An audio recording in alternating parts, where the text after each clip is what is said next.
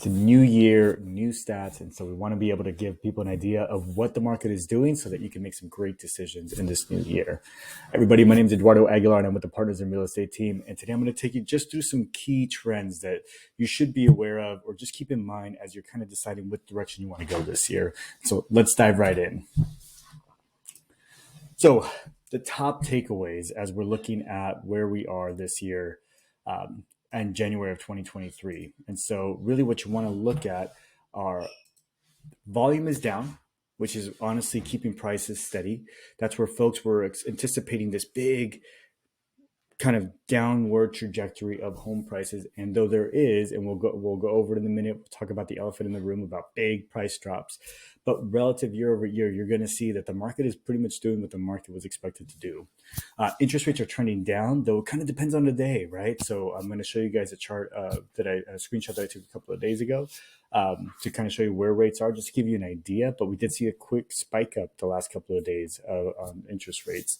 The price drops, and this is kind of connected to the elephant in the room, we're seeing everywhere, right? Which gives us the idea that like, oh my gosh, prices are coming down finally, thank goodness. But there's some context you have to keep in mind when you're looking at those price drops. The key thing for buyers is that you actually have some leverage in this current market. And I do mean this current market. I don't want to say this year because I want us to really kind of anchor it in what the data is telling us right now. And then finally, for sellers, I know though, all of this news tends to be kind of not great news for sellers. The reality is that for sellers that are looking to either upsize or downsize, but have to sell in order to do so, this is probably one of the best markets for you to explore your options. So let's keep it moving. In terms of what we're seeing with the market right now, this is pretty much the general energy. Buyers, nice and happy. The market is just screaming data at you and changes every day. And sellers kind of want to be, not be able to hear anything. A little bit of what's called ignorance is bliss. And so this is a perfect depiction. And thank you to Ryan Lundquist. A lot of the data that we're going to be highlighting here are taken directly from a presentation that he just delivered last week. And so I really want to give Ryan Lundquist his credit where credit is due, because it just does such an amazing job, both with these kind of images as well as with the data. So jumping right in, the elephant in the room, because this is what everybody keeps pointing to, but it can't be spoken about within a vacuum, right? So if we're looking at data from May, which was basically the peak of the market, that's when the new interest rates really started to kick in and buyers started to pull back.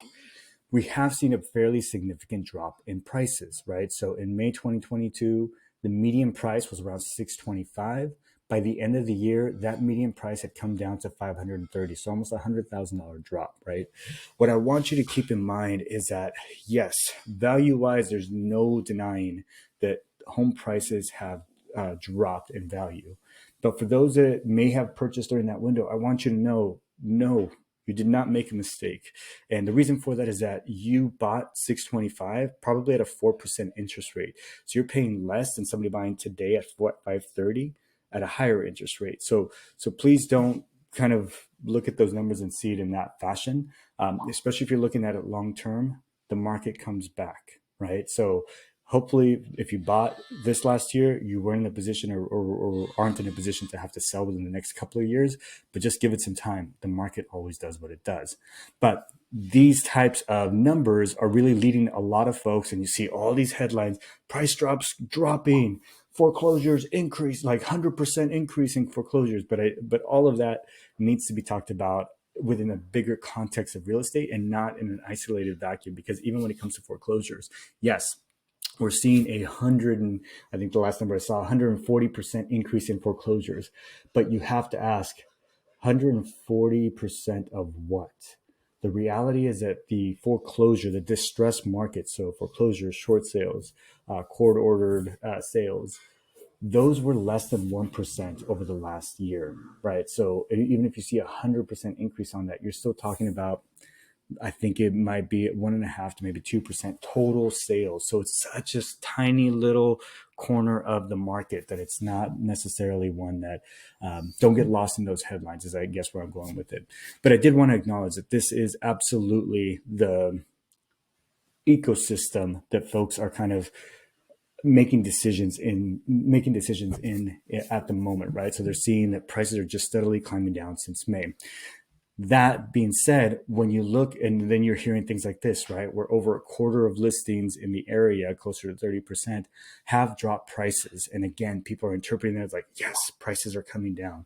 But here's the reality. And I can tell you from experience, having working with clients both on the buy and sell side these last few months, just in particular, is that when you're seeing these price drops, it's the reality is not so much that the home is actively losing in value, is that they were priced wrong.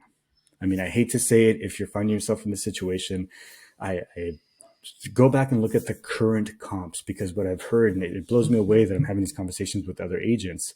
Um, I'll look at comps and I'll run the comps for my clients who are looking to make an offer, and I'm far away from where they're looking to, from where the list price is, right? And I'm saying like, hey, if you can send me comps, because at the end of the day, we want this deal to go through. And in order for that to go through, especially if my client's using a loan, it has to appraise. And so I have to anchor it in on the same kind of criteria that an appraiser is going to look at. And so when I ask them like, hey, can you send me the comps? Because the comps I'm looking at just aren't getting me anywhere near your number. And I'll say, well, this is a tough neighborhood to comp out in. There hasn't been a lot of sales. And so we're having to use a comp from a year ago. And I'm like, you cannot you cannot use a comp from a year ago.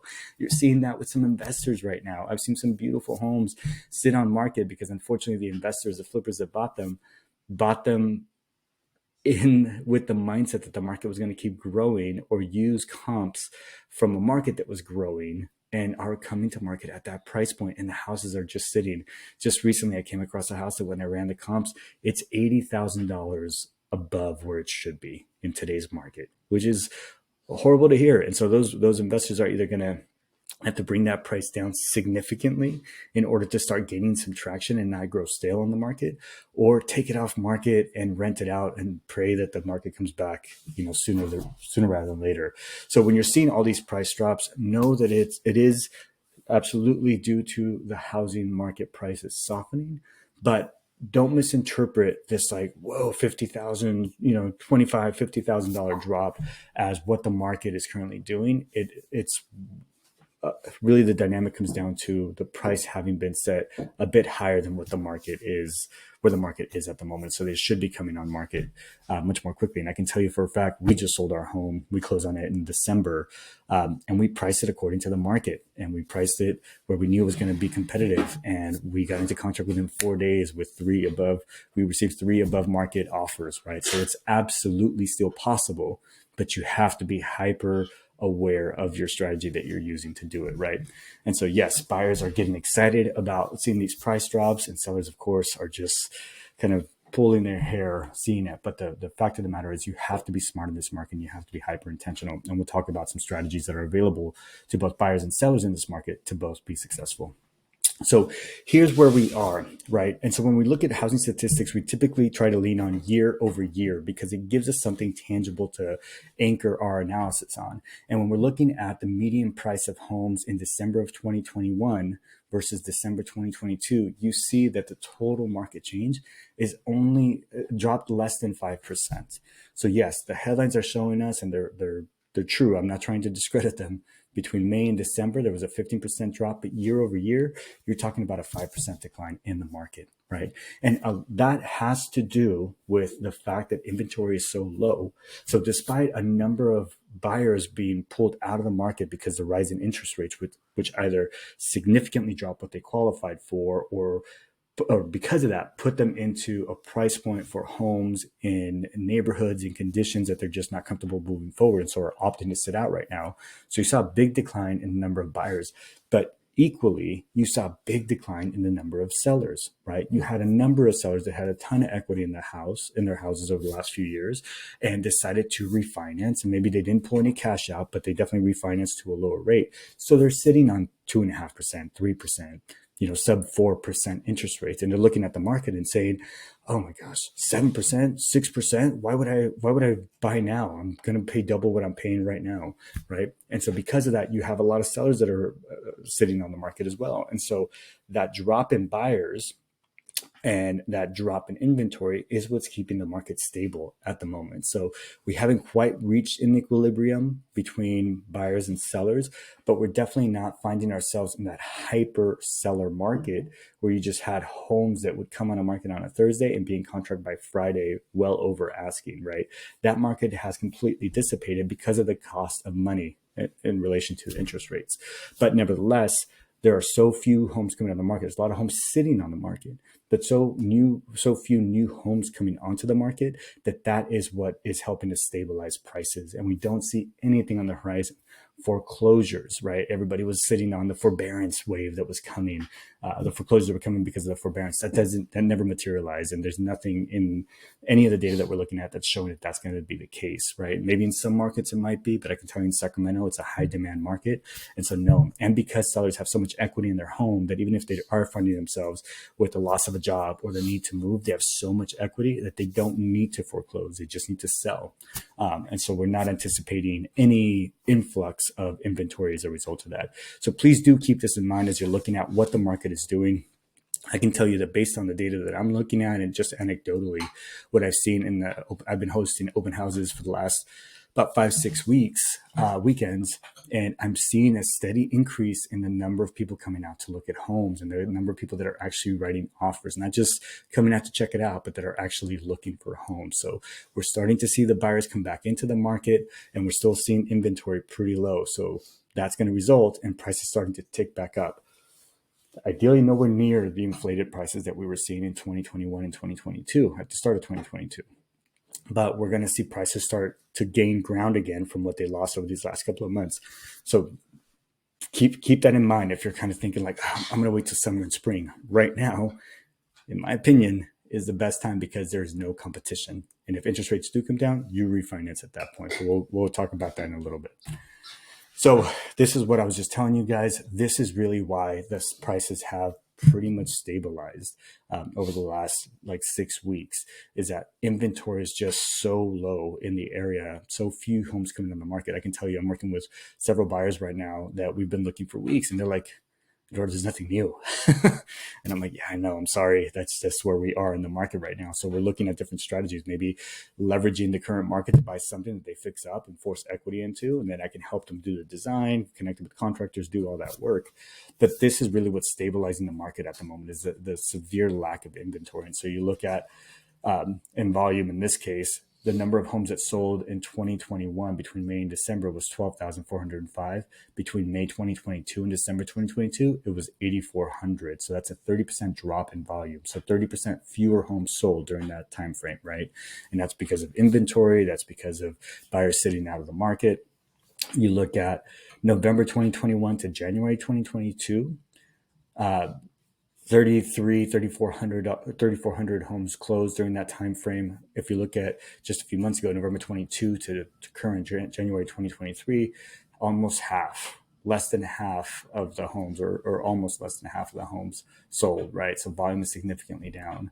And then same thing, if you look at just the entirety of the year of 2021 versus the entirety of the year of 2022, you're still seeing about a 20% drop just over in the number of homes sold. So inventory, buyers sitting out, that lack of volume in transactions is what's stabilizing the market at the moment.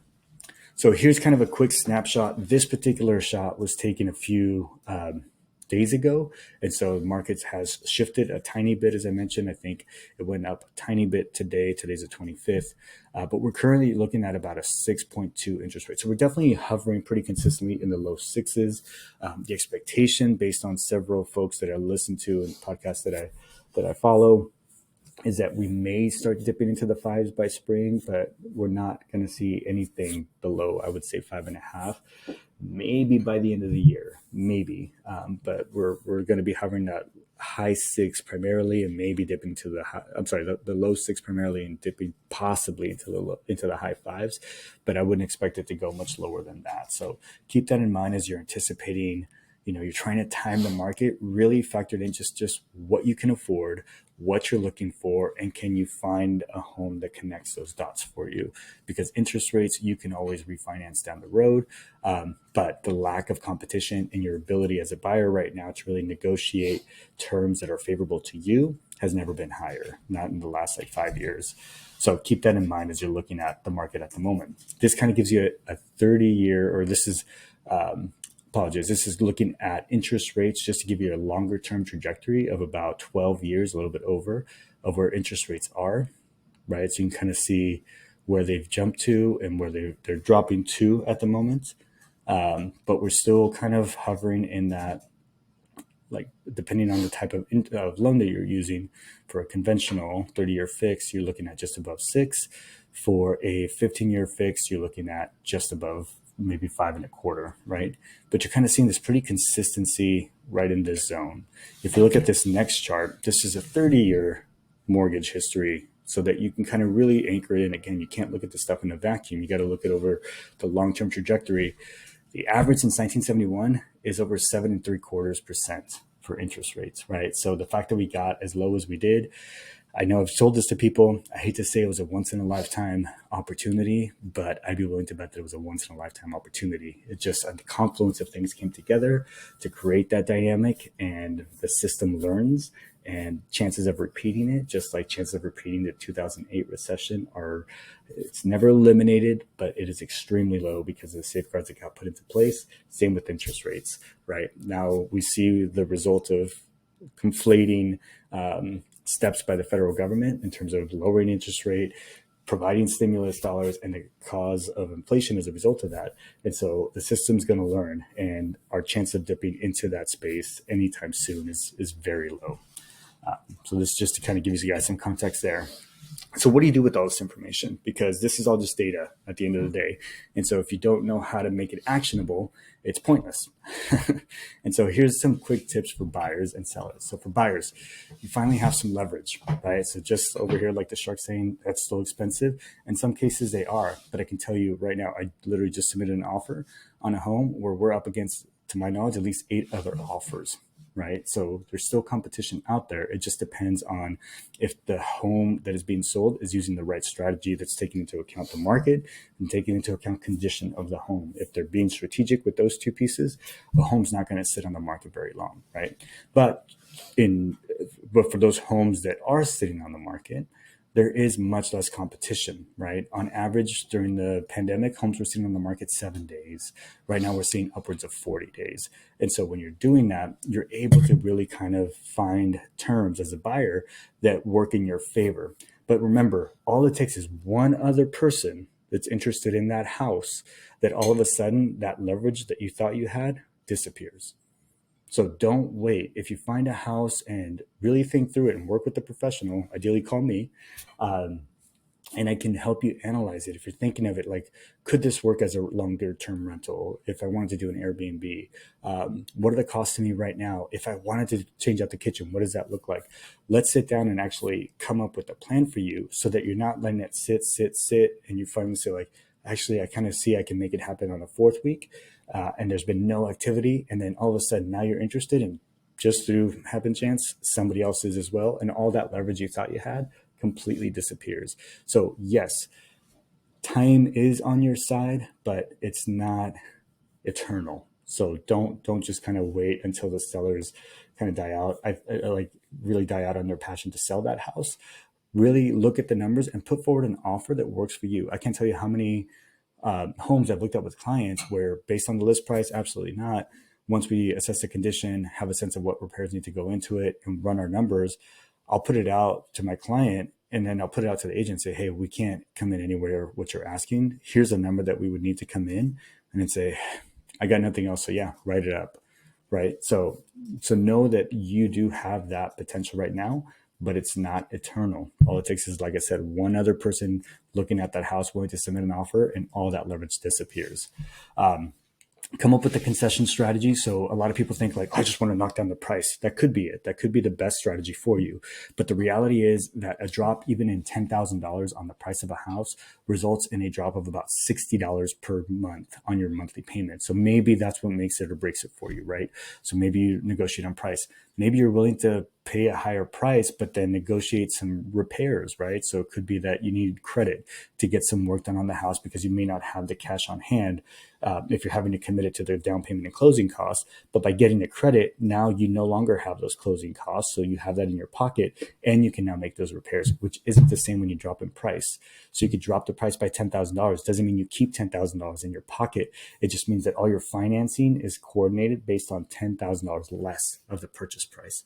Whereas if you get credits, that does in fact leave cash in your pocket, right? And then repairs. In some cases, we've had sellers make repairs on the home that while we're in negotiation, right? Because they know that that's what it's going to take to actually get it done. So just sit down with your real estate professional and work out a strategy that's going to work best for you, and know that it's not always price. Repairs, credits can sometimes be of much higher value and return to you than just negotiating a drop in price. For sellers, this is your opportunity to stand out. You cannot, don't anchor your decision on what your neighbor sold for a year ago. That doesn't matter. It's 100% irrelevant. Okay. I can't tell you how many of these conversations I've had. Like, oh my gosh, I can't sell it for that. My neighbor sold last year for X. That is 100% irrelevant in the market that we're in. You have to look at what's getting into contract right now in your neighborhood, right? What's closed in the last 3, maybe 6 months if there's not enough data there for you. But keep it within a very narrow time frame. There is less competition, but homes are still sitting on the market longer, just like you see a lot of the same points here that we were just talking about throughout the presentation. But because of that, your home has to shine, right? If you're not willing to do any work to it, that's okay. You still don't have to, but you have to be willing to price it for the condition that it's in.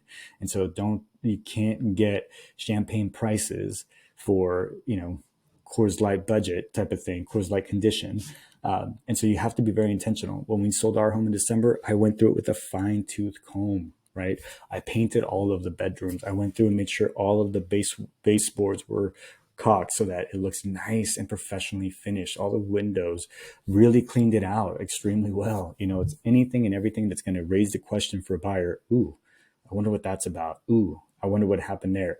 All those oohs are just dropping the price in your buyer's mind, in your potential buyer's mind. And so don't give them that option. Just make sure the house is dialed in, or price it at a point. Like I mentioned, the house that we're up against at least 8 other offers on, they're recognized it needs work. And the market's low, and they priced it well below market, but they're going to get market value at the end of the day, right? So there's no doubt about that. But do position your home to stand out. And it doesn't have to be that you have to put a bunch of money into it. It can stand out if you hit the sweet spot between condition and price. And so don't price it if you know it needs at a remodel price point, if it needs remodeling. But if you price it at this needs remodeling, and you're looking at comps and saying this is a great deal that you can remodel and be a great return, that's going to be where you're going to all of a sudden find yourself, all you need is 2 offers as a seller. Like I was telling buyers earlier, 2 offers, and all of a sudden you as a seller get some leverage back in the conversation. So don't give away your leverage by overpricing it and basing it on data that's no longer relevant. So that's the other piece for sellers is really that, as I mentioned at the onset, it's the market that we're currently in is the first time we've seen in a long time where you're contingent. So you're subject to sale offers. That's if you have to sell your home in order to purchase your next one, are finally gaining some ground, right? So in the market that we just came out of, having a contingent offer was still possible, but extremely difficult to secure an offer. In the market that we're in, these are sitting sometimes at the top of the stack, right? If you can come in with the right terms. And so know that if you've been kind of thinking about, do I stay? Do I go? Do I upsize? Do I downsize? Or do I just stick it out? If the need is there for you to change your living situation, right now is a great opportunity because of the lack of competition, where your contingent offer will be heavily considered as opposed to somewhat considered and possibly dismissed in the market that we just came out of. So no, sellers, that is your kind of glimmer of hope in this market.